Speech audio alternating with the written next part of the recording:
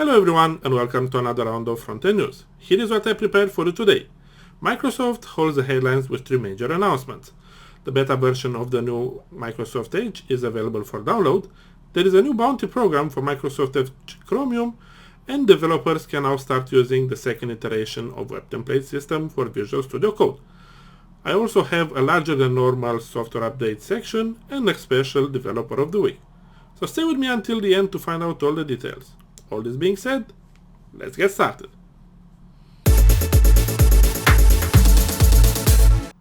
The public beta version for new Edge browser is finally available for general download.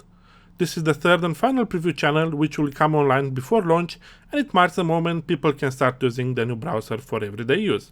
Naturally, I had to try it for myself. The installation process is fast and painless, and I was running the new browser in no time.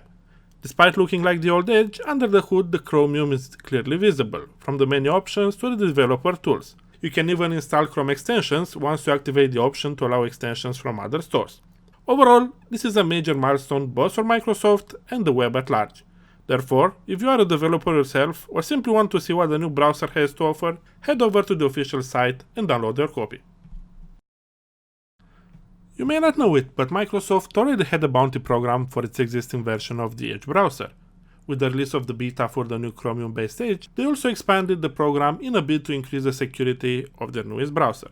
The program offers up to $30,000 for finding important and critical vulnerabilities in the beta and dev channels for the new Microsoft Edge browser. This is double the amount offered for issues with the old one. More details, including the rules of the program, are available on the official page linked below. Web Template Studio is an extension for Visual Studio Code that provides a wizard interface for creating new full-stack web applications. The extension has been produced as part of the Garage internship program, and it has three main steps: frameworks, app pages, and cloud services. React, Angular, and Vue.js are the three frameworks currently supported for the front-end part, while for the backend you'll have to use either Node or Flask. The program also packs a dependency checker to make sure the required version of Node and/or Python are loaded. Second step allows you to pick page templates for your app, like a simple blank page, common layouts, and pages that implement common patterns like grid or lists. Lastly, you specify which Azure cloud services you want to use. Currently supported services cover storage with Azure Cosmos DB and hosting with Azure App Service.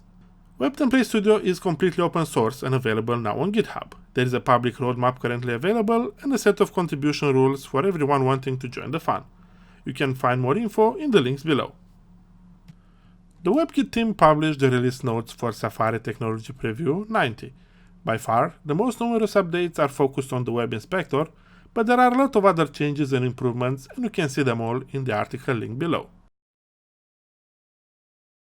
NodeJS continues its update cycle with version 12.9.0, with the most notable change being the upgrade to the V8 engine to version 76.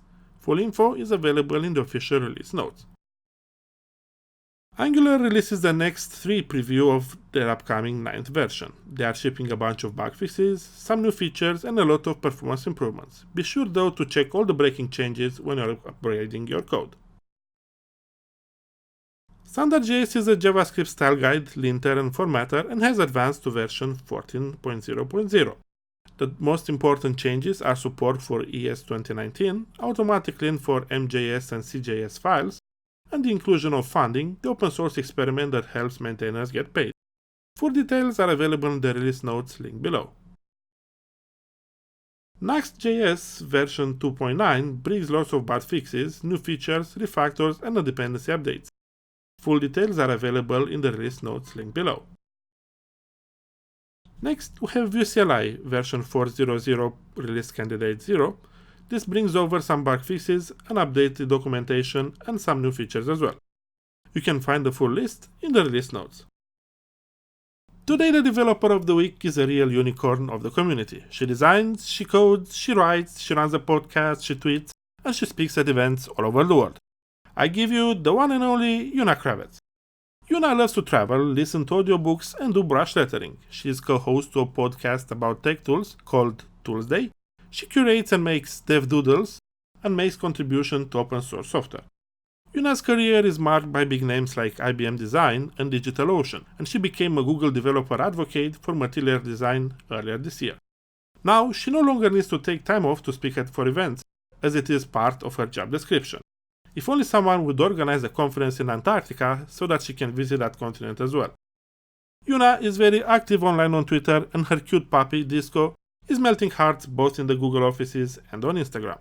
So go and follow her there to keep seeing glimpses from the land of the unicorns. Question of the day. Do you intend to give the new Edge browser a chance? Please put your answers in the comment section below or send them to twitter.com/frontendnexus. Like this video if you liked it and share it with your friends if you loved it. If you want to see more content like this as well as practical advice on how to increase your value as a developer, don't forget to subscribe using the big red button down below. Thank you for watching, and I will see you in the next video.